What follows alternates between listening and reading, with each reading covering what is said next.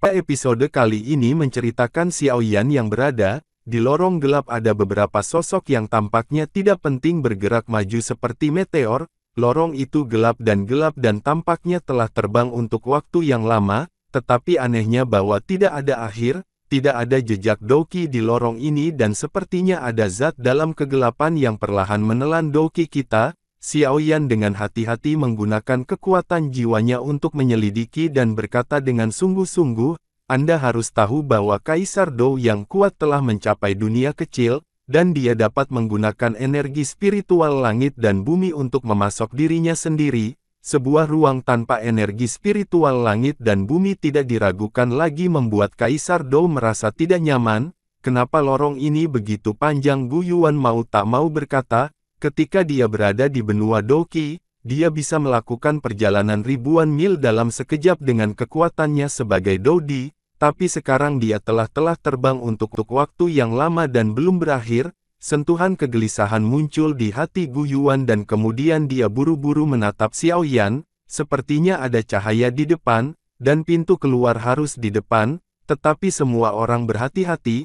Aku selalu merasa ada sesuatu yang tidak beres di sini. Xiaoyan menatap ruang ini dan kekuatan jiwa dari jiwa kaisar langsung terselubung keluar. Saat berikutnya saya diam-diam menemukan bahwa ada dua titik cahaya aneh tidak jauh, jadi saya harus berbicara dengan Suner dan yang lainnya untuk mengingatkan mereka untuk bergerak maju perlahan. Dua titik cahaya kecil dan aneh tiba-tiba muncul di kejauhan dari pintu keluar, seperti binatang buas yang baru saja membuka matanya setelah tidur lama. Tunggu, berhenti, apa yang kamu lihat aneh? Xiaoyan berkata dengan suara yang dalam dan kemudian mengarahkan jarinya ke dua titik cahaya kecil di kehampaan di sebelah pintu keluar lorong. Gu Yuan, Zukun, Kailin dan Suner melihat ke arah tempat yang ditunjuk oleh Xiaoyan. Bagian itu awalnya gelap tetapi ruang di kejauhan tidak cocok dengan kegelapan, dan ada sedikit cahaya yang tidak mencolok. Sepertinya ada yang salah. Pikiran ini tidak bertahan selama 1 menit di hati semua orang, dan tiba-tiba, sebuah mutasi terjadi. Pada awalnya saya tidak tahu apa itu, tetapi ketika saya mendekat, saya menyadari bahwa itu adalah sepasang mata. Melihatnya untuk waktu yang lama membuat semua orang bergidik. Hahaha, benua Douqi tidak pernah memiliki orang kuat Doudi selama 10.000 tahun. Aku tidak percaya bahwa itu akhirnya muncul kembali hari ini. Kemudian dengan kekuatan kalian berlima aku akhirnya bisa dibebaskan sekarang di dalam terowongan yang gelap, seolah-olah napas yang dalam dan kuat perlahan terbangun, sepasang mata memancarkan cahaya aneh, dan sosok besar di sekitar mata menyatu dengan kehampaan gelap, membuat orang merasakan suasana jahat dan tidak nyaman pada pandangan pertama. Hanya pupil besar yang terlihat. Jika Anda tidak hati-hati, observasi benar-benar tidak dapat menemukan nafas gelap yang tersembunyi. Melihat murid besar di depannya, Xiaoyan adalah orang pertama yang merasakan aura menakutkan itu, bahkan melebihi dirinya sendiri. Segera lemparkan 3 transformasi misterius api surgawi, transformasi api iblis, transformasi ketiadaan, transformasi kaisar api. Kemudian penguasa Yihuo Henggu dengan cepat mengembun di tangannya. Karena bahkan jika kekuatan Xiaoyan dari Doudi dan jiwa Kaisar Realem menghadapi pasangan di depannya, tatapan matanya membuat kulit kepalanya tergelitik, belum lagi 4 Suner lainnya yang melangkah ke Doudi setelahnya. Yang aneh adalah ketika Zukun baru saja menghadapi mantan sepasang murid, dia benar-benar merasa seperti akan sujud dan menyerah, dan bahkan darah di tubuhnya mendidih dengan sangat aneh, dan semakin dekat jaraknya. Apa yang terjadi untuk mencegah Xiaoyan terganggu? Zukun tidak mengatakan apa-apa kepada Xiaoyan, dan kemudian diam-diam menatap mata raksasa di depannya. Xiaoyan menatap sepasang murid besar di depannya, dengan erat memegang penggaris api dengan satu tangan, dan tangan lainnya seolah memberi isyarat kepada orang-orang di belakangnya. Dengan pemahaman Suner dan Cailin tentang Xiaoyan, bagaimana mungkin mereka tidak tahu apa arti gerakan ini? Saling melirik secara acak, siap menunggu kesempatan. Sudah lama sekali aku tidak mengkanibal kekuatan Doudi. Dengan beberapa dari kalian, aku bisa benar-benar melahap makhluk sialan ini dan menyingkirkan kehampaan yang tak berujung ini. Suara-suara datang dari segala arah, tapi di kerumunan ini di depannya, dia hanya menunjukkan sepasang pupil besar, dan sosoknya terintegrasi ke dalam ruang gelap. Kami adalah Dodi yang baru dipromosikan dari benua Doki. Kali ini kami melakukan perjalanan ke benua baru dengan mengikuti lorong. Saya tidak tahu bagaimana mengganggu istirahat senior, jadi mari kita ucapkan selamat tinggal. Murid-murid besar itu berbicara. Xiao Yan melepaskan keduanya tangan wanita itu, tersembunyi dalam kegelapan, mengandung kekuatan mengerikan yang mencekik. Suner dan Cailin melihat Xiao Yan seperti ini, menambahkan gerakan yang dibuat Xiao Yan sebelumnya. Bagaimana mungkin mereka tidak tahu apa yang dia pikirkan? Tepat ketika mereka membuka mulut, mereka melihat tekad di mata Xiao Yan. Ini hampir pintu keluar. Apa yang harus saya lakukan sekarang? Gu Yuan dengan cemas menatap mata raksasa di depannya dan pintu keluar yang dipenuhi cahaya. Kalian pergi dulu, aku akan menahannya. Aku akan menemukanmu melalui Soul Jade. Setelah itu, Xiao Yan berkata dengan suara yang dalam, dan kemudian tanpa berbicara omong kosong, dia mencoba yang terbaik untuk mempercepat pembuatan.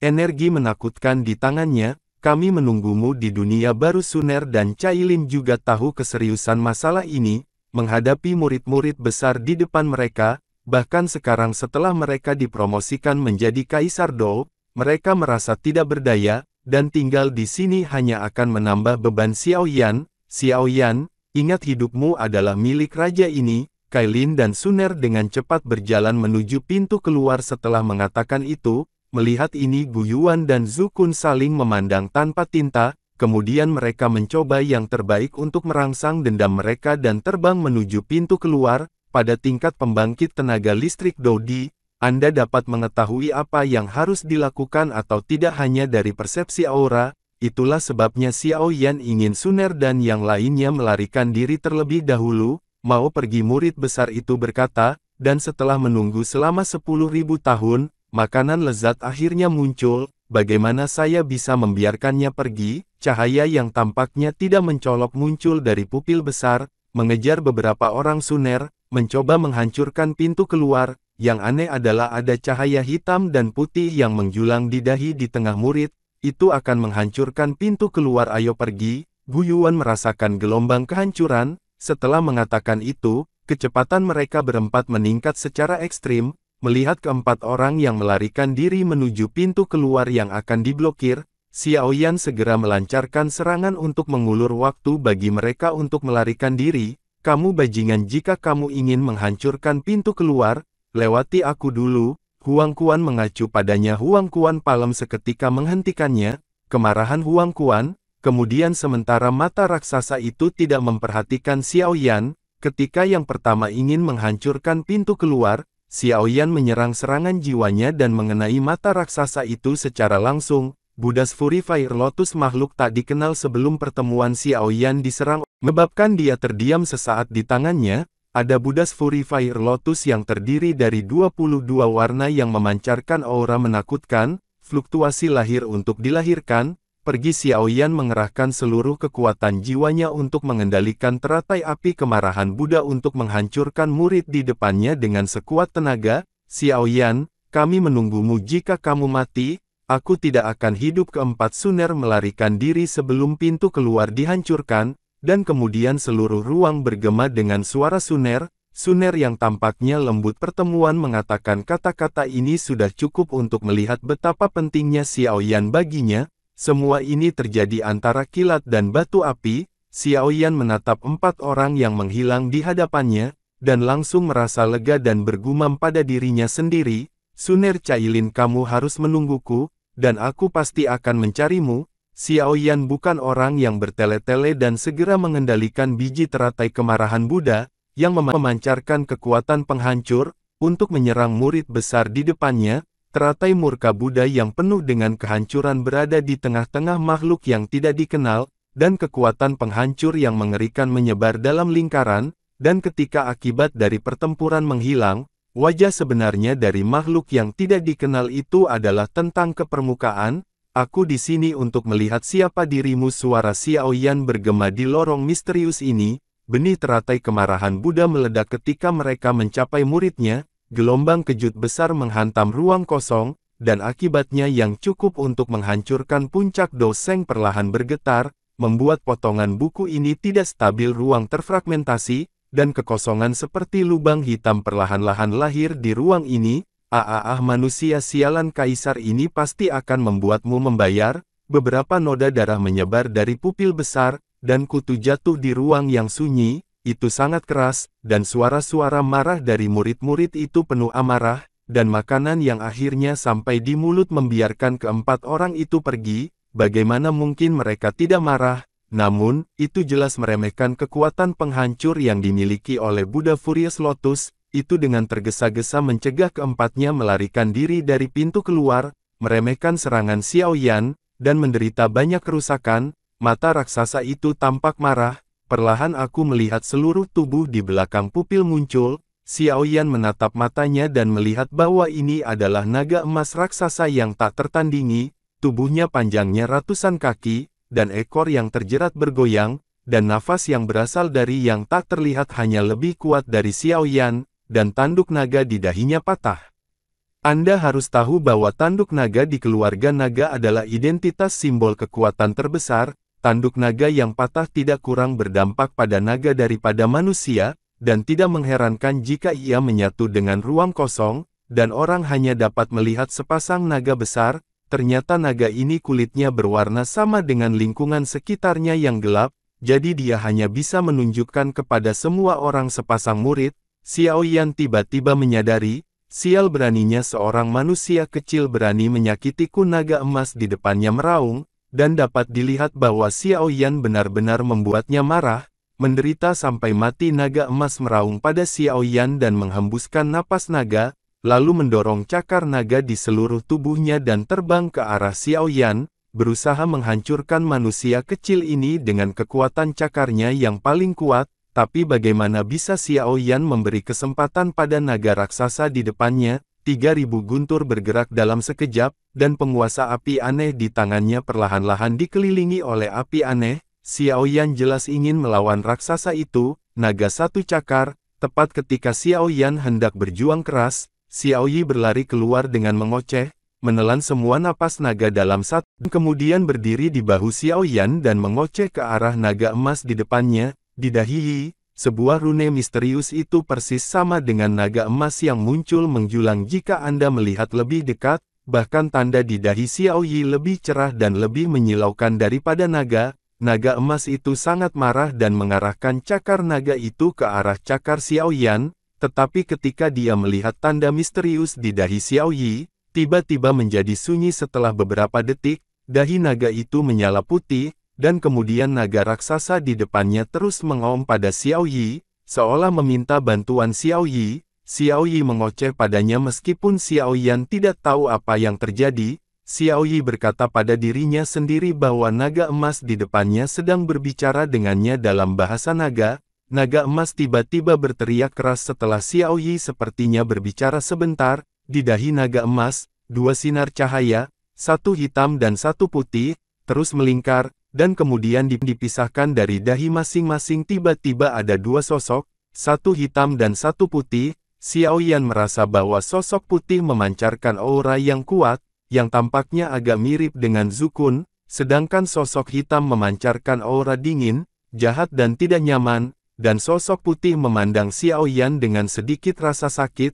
Sosok menatap Xiao Yan dengan kebencian, ingin membunuh Xiao Yan. Sialan mustahil, bagaimana kamu bisa melepaskan diri dari kendaliku? Sepertinya kamu akan berhasil selama aku menelan beberapa dodi. Aku benar-benar bisa menelan jiwamu. Sosok hitam berkata kepada sosok putih dengan terkejut, seharusnya itu hal baik yang kamu lakukan, kan? Sosok hitam itu mengejek Xiao Yan dengan jahat, tapi lupakan saja, setelah bertahun-tahun kamu masih begitu terobsesi dengannya. Tidakkah mungkin bagi kami untuk menikmati kemuliaan dan kekayaan yang tak ada habisnya jika kamu menyerah? Mengapa kamu harus melawan kami? Kamu harus tahu itu dengan kekuatanmu, kami tidak akan memperlakukanmu dengan buruk jika kamu menyerah. Sosok hitam itu berkata perlahan, kemuliaan dan kekayaan yang tiada habisnya. Kamu pikir aku langka? Jangan kira aku tidak tahu apa yang kamu lakukan. Sosok putih itu mengangkat kepalanya dan tertawa keras. Raja Naga Emas benar-benar memenuhi reputasinya. Aku belum mengasimilasimu selama bertahun-tahun, tetapi hari ini adalah waktunya untuk menyelesaikannya. Omong-omong, aku benar-benar ingin berterima kasih kepada bocah manusia ini. Jika bukan untuk trauma yang dia sebabkan padamu hari ini, aku harus melahapmu. Itu harga yang kecil untuk dibayar. Menderita sampai mati. Sosok hitam itu menunjukkan senyum jahat. Meskipun dia tidak tahu mengapa Raja Naga Emas melepaskan diri dari kendalinya hari ini, tetapi sekarang setelah terluka, itu adalah waktu terbaik baginya. Dengan fluktuasi yang mengerikan dia melancarkan serangan ke sosok putih. Jinglian Yaohuo, tolong aku! Sosok putih dan sosok hitam itu awalnya berada di jalan buntu, tetapi karena Raja Naga Emas memakan teratai kemarahan Buddha dari Xiao Yan, lukanya tidak ringan, dan dia hanya bisa menghadapi sosok kecil itu di bahu Xiao Yan. Yi meminta bantuan, meskipun Xiao Yan tidak tahu apa yang terjadi di depannya, tetapi melihat Xiao Yi menatap sosok hitam dengan ekspresi berat, karena tidak percaya pada Xiao Yi, dia melepaskannya untuk sosok hitam. Bawahan Xiao Yan itu juga diam-diam menyeduh lapangan api berbeda yang diperoleh dari warisan Kaisar kuno. Jika terjadi kejadian tak terduga dalam pertempuran semacam ini di tingkat Doudi, hanya kotak api berbeda yang diperoleh dari warisan Doudi yang bisa berguna. Zamao tua, karena tuanmu telah dirusak, maka kamu tidak mati. Sosok hitam itu menamparkan Raja Naga Emas, dan Raja Naga Emas tertangkap basah, dan Raja Naga Emas mundur dengan mantap. Sosok hitam itu terus melancarkan serangan. Tepat saat sosok hitam itu akan berhasil menyerang titik vital Raja Naga Emas, nyala api putih susu membakar ke arah sosok. Malangi serangan itu, Anda harus tahu bahwa ketika Xiao Yan menghadapi Kaisar Surgawi dari roh pertempuran di benua Douqi sebelumnya, dia memerintahkan semua api yang berbeda di benua Douqi, semua sumber api dari api yang berbeda untuk tetap berada di tubuh Xiao Yi. Dan sekarang adil untuk mengatakan bahwa Xiao Yi memiliki roh api dengan asal dari 23 api yang berbeda tidak dapat diremehkan. Sialan segel reinkarnasi, bagaimana mungkin? Sosok hitam itu menatap tanda misterius di dahi Xiao Yi yang semakin menyilaukan, dan mau tidak mau kehilangan suaranya dari mulutnya. Xiao Yan sepertinya mendengar emosi ketakutan, bahkan serangan di tangannya mandek. Yahaha, kotak api aneh di tangan Xiao Yan terbang ke arah Xiao Yi dalam momen tak terkendali, dan tubuh Xiao Yi tiba-tiba menyala dengan 22 warna api aneh yang berbeda. Plot umumnya terbang langsung ke pilar batu masing-masing. Sosok hitam itu merasakan banyak kekuatan dari alun-alun api yang berbeda. Ketakutan lahir dari hati, lari untuk beberapa alasan. Sebuah pikiran tiba-tiba muncul di hati sosok hitam itu. Fire Plaza yang berbeda 22 warna seperti formasi besar, menyelubungi sosok hitam yang baru saja ingin melarikan diri. Ketika Raja Naga Emas melihat ini, naga itu menarik napas di mulutnya dan pergi keluar, bekerja sama dengan upaya Xiao Yi untuk menyegel sosok hitam itu. Saya tidak menyangka bahwa saya masih bisa melihat segel reinkarnasi dalam hidup saya, Raja Naga Emas. Karena masalah ini telah sampai pada titik ini, saya akan memberikan pertanggungjawaban kepada Tuhan dengan menghancurkan tubuh Anda. Melihat sosok hitam itu tidak bisa lepas dari lapangan api berbeda yang terkutuk ini, gumamnya pada dirinya sendiri. Gelombang menakutkan terbang menuju tubuh naga Raja Naga Emas. Jelas ini adalah pukulan terakhir dari sosok hitam Xiao Yi, dan Raja Naga Emas berusaha sekuat tenaga untuk menyegel sosok hitam itu. Xiao Yang Wang tahu setelah pertempuran bahwa ini bukan lagi pertempuran yang bisa dia campur tangani. Raja Naga Emas, tubuh fisikmu telah hancur, fondasimu telah terguncang, dan misiku telah selesai. Lain kali kegelapan akan mengalahkan cahaya. Sosok hitam itu ditelan oleh Different Fire Plaza. Sebelumnya dia selesai berbicara, dan jiwanya akan mengikuti.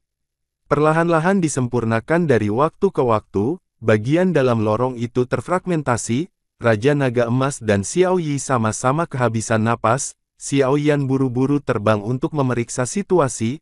Terima kasih banyak. Kali ini, Yaohuo, sosok putih bernama Raja Naga Emas itu tersenyum pada Xiao Yi meskipun dia hanya memiliki satu jiwa yang tersisa. Xiao Yi tidak menjawabnya, seolah mencoba mengingat sesuatu. Xiao Yan mengambilnya dan berkata, ingatannya belum sepenuhnya pulih. Apa yang harus kita lakukan sekarang? Pusaran itu sudah terbentuk sebelum mereka menyadarinya, dan mereka memancarkan hisapan serakah, seolah-olah mereka ingin melahap Xiao Yan dan yang lain.